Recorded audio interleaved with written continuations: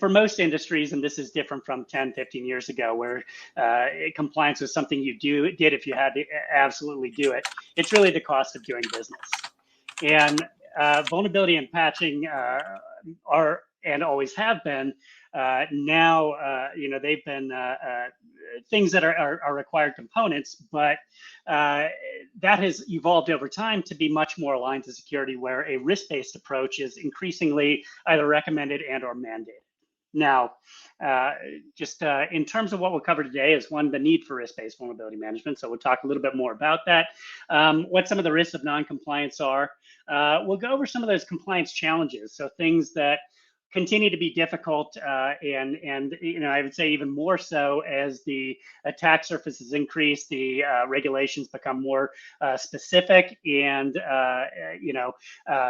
those challenges are also aggravated by the challenges that security teams have, which is not enough time, not enough resources, and too many tools. And then, what you should look for when you're trying to apply a risk-based approach to vulnerability management, and then, common regulations. So I won't go into a huge amount of detail on these, but we will cover some of the more common regulations and how a risk-based approach can actually help align to that. And then after that, I'll pass you off to Mike, and he'll do a quick demo on our approach to risk-based vulnerability management, and how you can use the Vulcan platform to actually take a comprehensive approach to applying that to your compliance requirements, regardless of what they are. So, just starting off, and this is nothing new, but, there are many risks associated with non-compliance that are also tightly aligned with security. One of those is the direct cost of a data breach.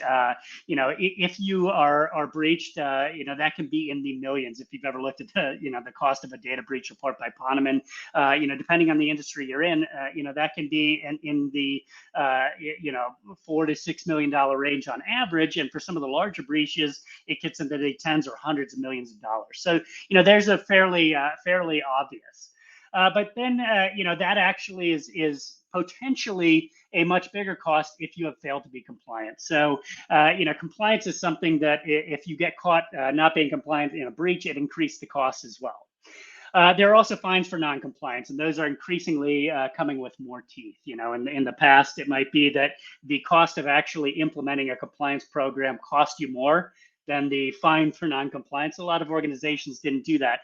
And then regulations like PCI came along, and they started getting much more specific in terms of the issues that would come up if you weren't compliant, and the fines, particularly if something happened, were much more extreme. And that's not just some of those larger industry standards, or like PCI or federal regulations. Even individual states, if you're in the U.S., have specific regulations that if you violate a particular compliance mandate, you can get fined as well. And then if you are non-compliant, you're looking at additional auditing and oversight, and that costs time and money. It's a very invasive process, and it's something that you don't want to do moving forward. And then there's the obvious reputational damage. A breach is going to lose you customers, but depending on how you handle that, you can in some ways minimize that, because I think at this point people know that it's a difficult job doing security. So if you respond well, that's great. But if you're non-compliant and you are breached, that's something that's going to have an outsized impact in terms of how your reputation takes a hit. So some of the challenges with compliance, one is operational complexity. So again, you're not looking at, going back to Yaniv's presentation, just a handful of assets where you're doing a fairly standard vulnerability scan and looking at things. You've now got a massive attack surface. Beyond that, you're also looking at protecting things that have changed significantly in terms of how your business operates. You're doing, continuous improvement, continuous development to your web application. applications, or you're constantly adding new capabilities on your back end. All of these things are adding to the difficulty that security teams have, but it also makes it harder to lock things down from a compliance standpoint.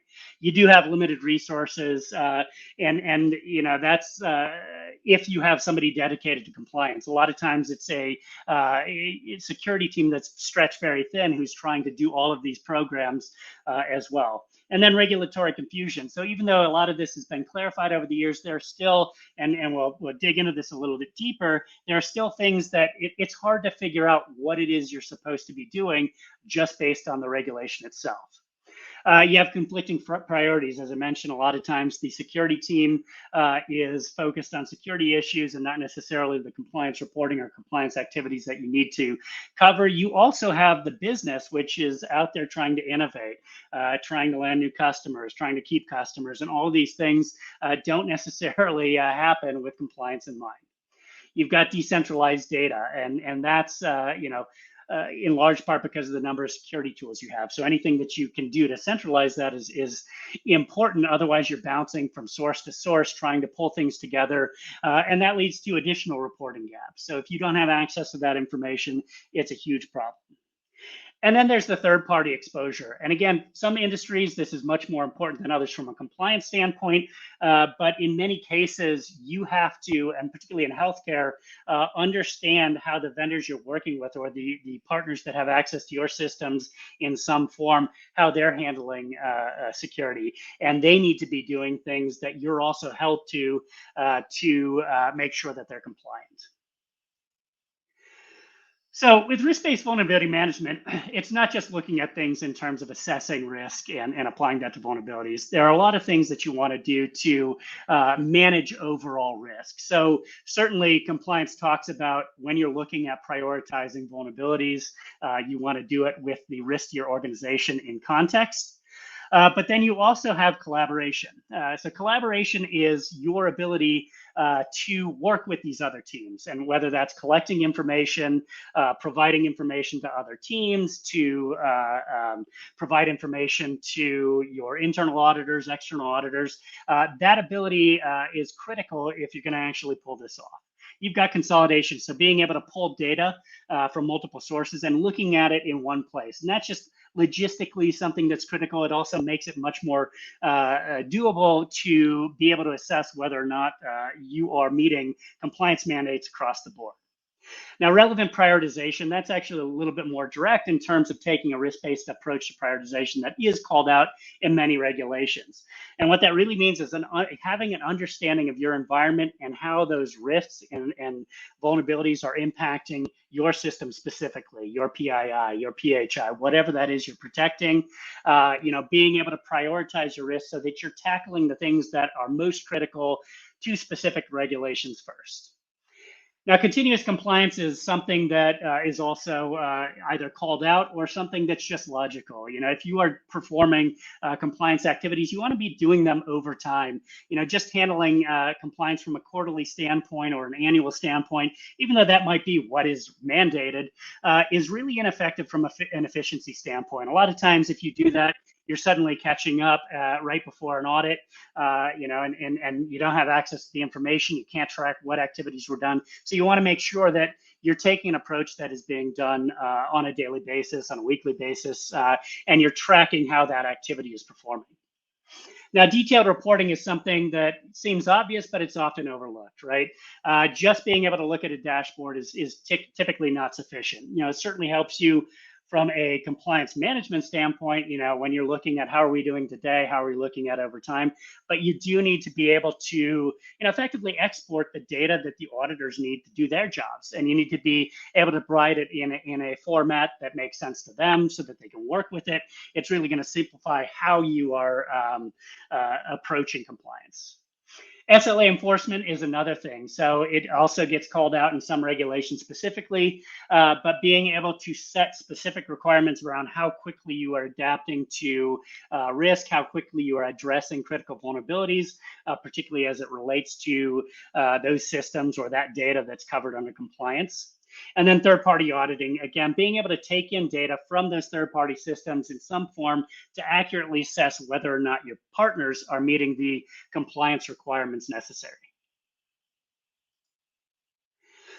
And so the benefits are actually twofold. There's the compliance component, and then there's a security component, right? So aligning vulnerability and risk management strategies to mandated compliance activities is fairly straightforward. You have to put together a program. You have to document that program. So if you have something in place to make that possible, it makes everything a lot easier. Adhering to vulnerability management SLAs, again, being able to both enforce that and track that is critical. So RBBM allows you to do that. Supporting continuous compliance programs through a combination of deep analytics and automated processes. So, maintaining a program, but also having the tools in place to overcome some of those logistical problems around having not enough people, not being able to communicate quickly, not being able to interact with those other departments, and then providing auditors with the data they need when they need it. And then from a security standpoint, you can take that a step further because, again, you have to do these things from a compliance standpoint, but you want that to fold into a security program that is actually going to protect the environment above and beyond just those checkbox items. So understanding and prioritizing your risk management activities based on actual risk, analyzing vulnerabilities and risks faster through collaboration and consolidation. So, not even just working with security teams, but in those situations where it's software developers, where it's infrastructure people, DevOps, being able to communicate with them so that they understand the risk that they need to address in the way they need to understand it with the information on how to mitigate that risk. And then remediating critical risks for application, cloud, and infrastructure. That's really tying it all together. We're well past the days where you're looking at vulnerabilities in that narrow slice. Every large organization, and that typically is the organizations where compliance becomes a big requirement, it needs to be looking at this across multiple assets, and that includes their traditional infrastructure, but also their applications and their cloud applications and infrastructure. And then combining those compliance and security processes for optimal vulnerability and risk management. Now, just digging in a little bit, here's some of the common regulations. Now, I won't dig into these in too much detail, but NIST is kind of one of those regulations. I would say it's a framework that people use for building out a lot of other regulations, even if they're not specific to the government. But data protection by design and default. So, these are things where you have to, sorry, this is reversed here, NIST and GDPR. Data protection by design and default is actually specific to GDPR. So this is something that you have to do on an ongoing basis with GDPR. And this is, something if you are doing business in Europe that you have to follow. So data protection means that you're taking action throughout the software development lifecycle to build a program that is going to be secure, right? The DPIAs or data protection and impact assessments. These are programs that you have to build to assess whether that risk is being addressed, and you need to be able to track that. From a security standpoint, there are things that are called out within it that also will tell you. Apologies here. Got hung up here on the screen. The security programs, you have to actually build that in to make sure that you're protecting client data. And then there are multiple cybersecurity clauses within GDPR around that. And you have to conduct periodic risk assessments. So being able to track that information to show what you're doing and how you're doing it is important. And then implementing measures to mitigate risk. This includes vulnerability and risk management to show that you are identifying these things and patching them quickly.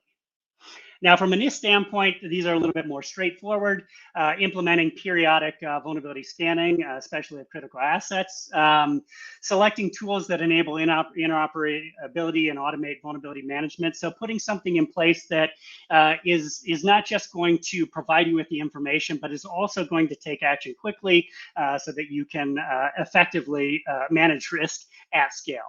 Analyzing vulnerability scan reports and results from security control assessments, remediating legitimate vulnerabilities in accordance with risk assessments, and then sharing vulnerability and risk assessment information to eliminate similar vulnerabilities. Now, I'll speed this up a little bit in the interest of time so we can actually get into the demonstration. But as you can see, these continue to grow out, right? PCI DSS, there are many different ways in which you need to identify vulnerabilities. That's from protecting system components and software to actually looking at software as it's being developed to make sure that you are taking action to correct vulnerabilities and to mitigate vulnerabilities in the software development lifecycle. You need to be continually addressing these new threats and vulnerabilities.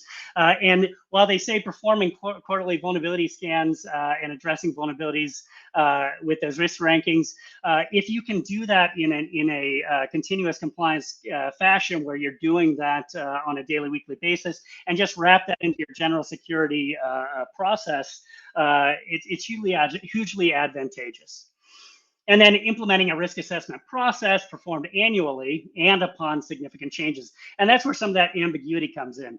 Yes, it's an annual process, but if you're doing that every time there's significant changes, while this may not have been a requirement 10 years ago that was as burdensome, when you are continually iterating on your applications or anything that might be exposed on the PCI path, it's something that you have to do on a continuous basis.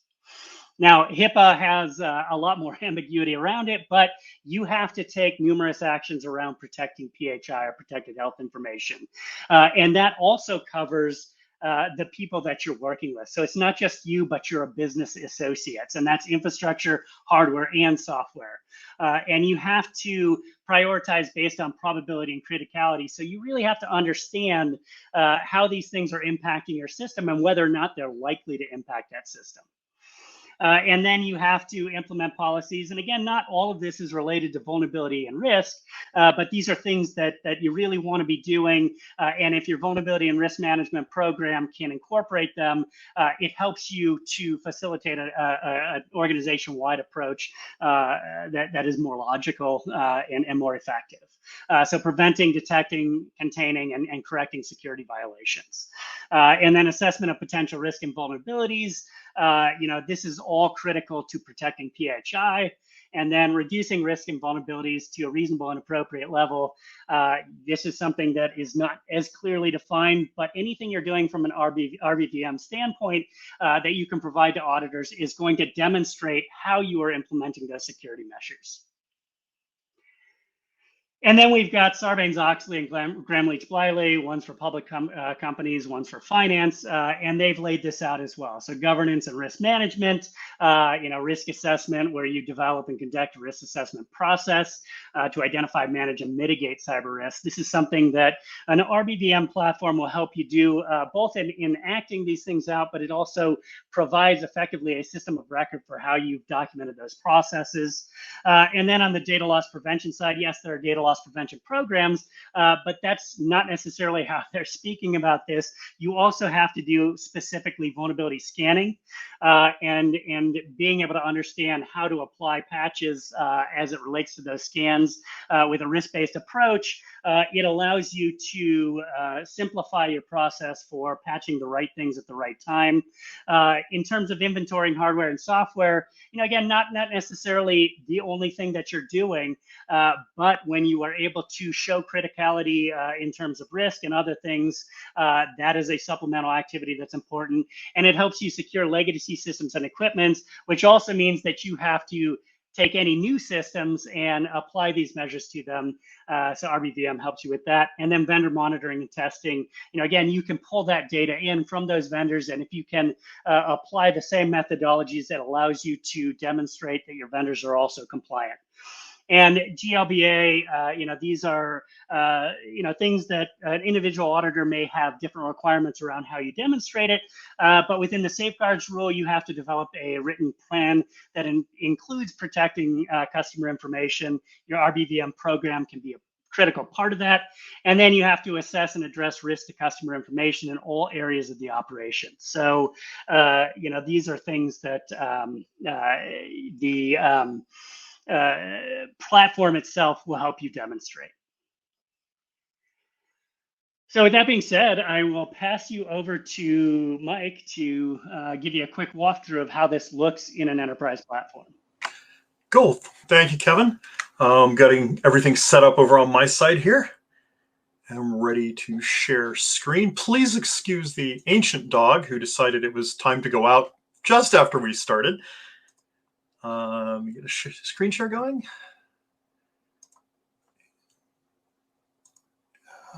Let's see. Should be that. And there we go. So there we go. Looks like the desktop is there. Forgive me if it's a little bit of an eye chart. There's some occasional issues with the screen resolution on these platforms when you're going from a full screen down to what you guys can see at the resolution you can see. As Kevin Roos, I'm Mike Parkin. I'm a technical and marketing engineer here at Vulcan and a former practitioner. So as Kevin was talking about, we've got the ability to do a focus on compliance. And while our platform, the desktop, is primarily designed as a funnel, if you will, that shows you all of the data you've got. So all of your vulnerability feeds are coming in, all your asset management stuff is coming into the same desktop. Everything that you're seeing, your threat intelligence, all of that comes into one place. And as you can see it on the desktop here, comprehensive desktop. I have a number of videos on these, including a video that will go into more depth on what I'm going to talk about here on the how you actually do it and how you actually set things up. But one of the core functions of this, the ability to focus in on what you need. So if you're going from a compliance perspective, different parts of your organization are going to need different levels of scrutiny. If you're in financial services, certain things need different levels of scrutiny. The desktops need different scrutiny than the servers that are handling personally identifiable information, for example. Same thing going if you're in medical services. So if you're in any of those areas, you're dealing with HIPAA information, you're dealing with things that are personal information that need to be protected, and you have compliance regulations you need to comply with to be able to do that.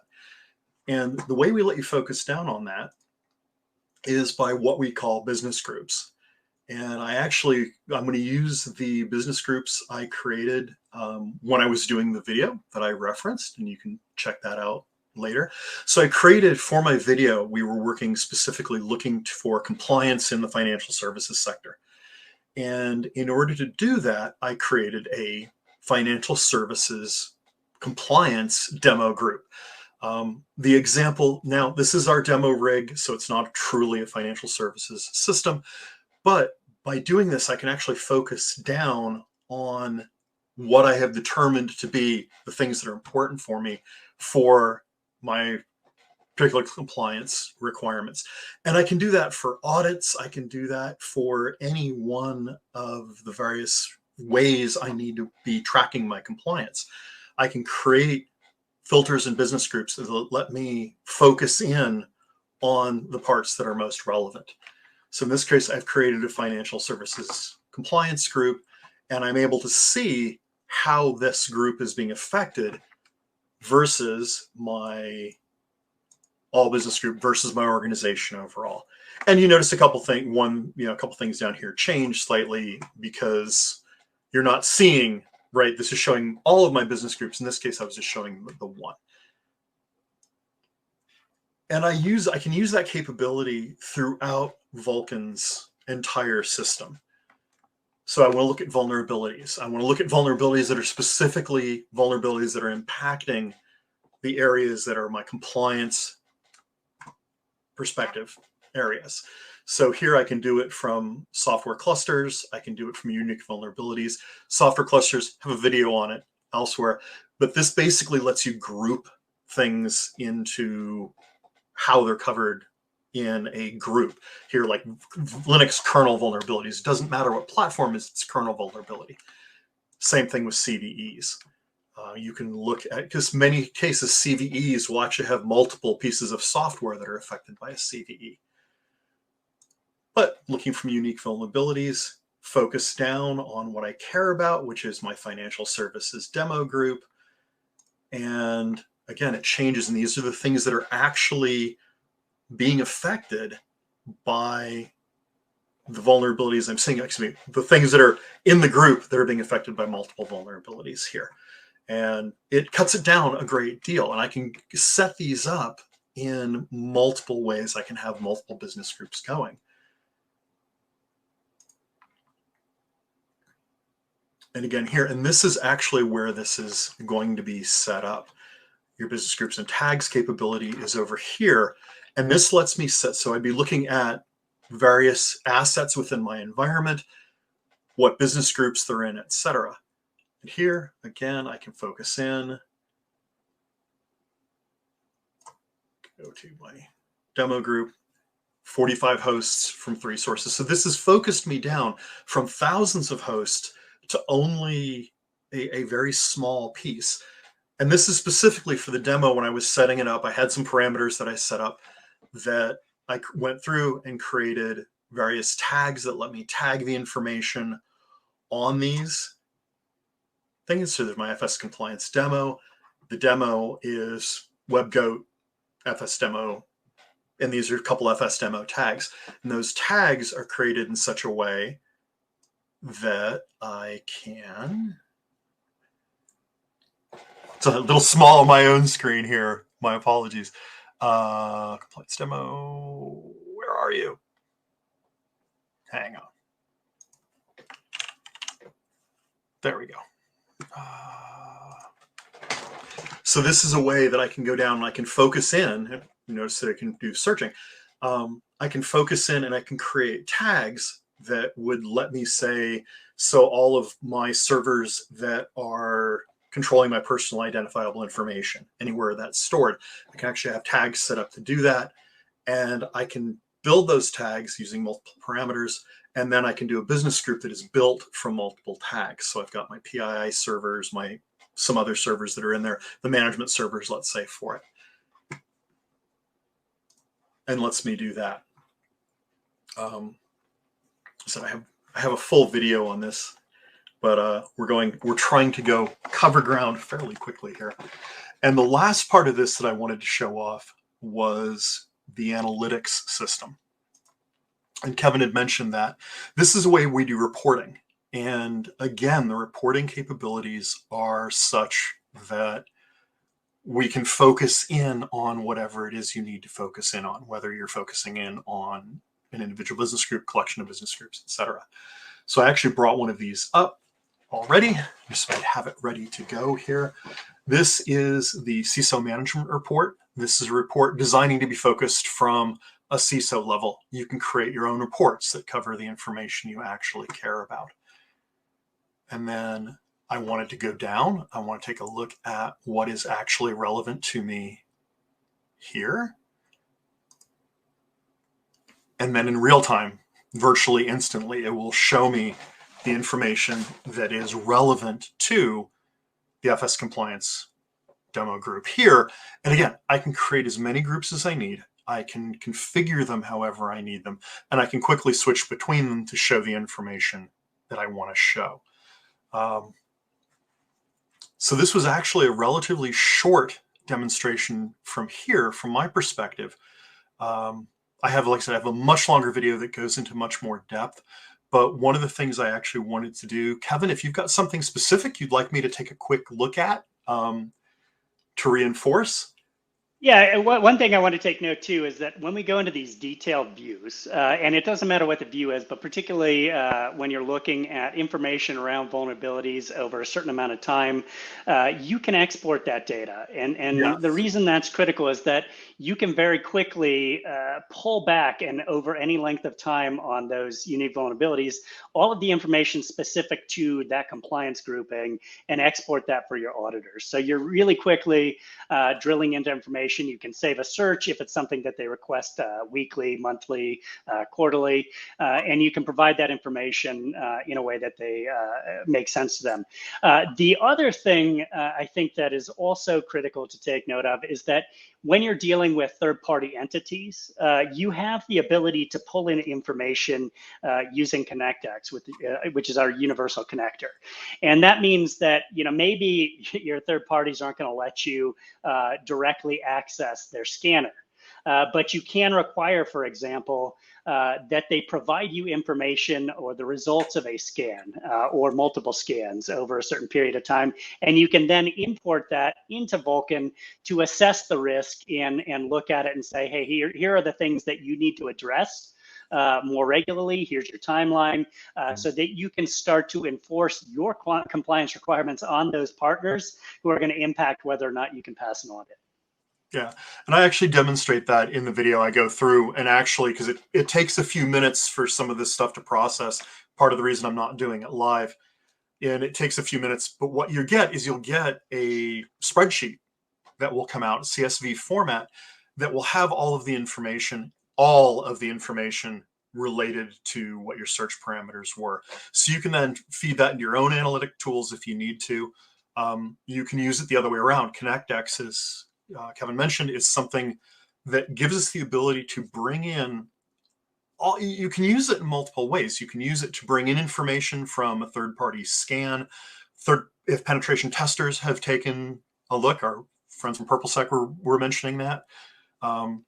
Penetration testing is going to come out and is going to show you things that you wouldn't necessarily get from a vulnerability scanner. You can then take that information in and then feed it into Vulcan and use it within our user interface here. Again, I show you all how to do all of that in the video because there's some time behind the scenes for some of those things to take place. It just takes a few minutes, but longer than I really had to play with here in the video.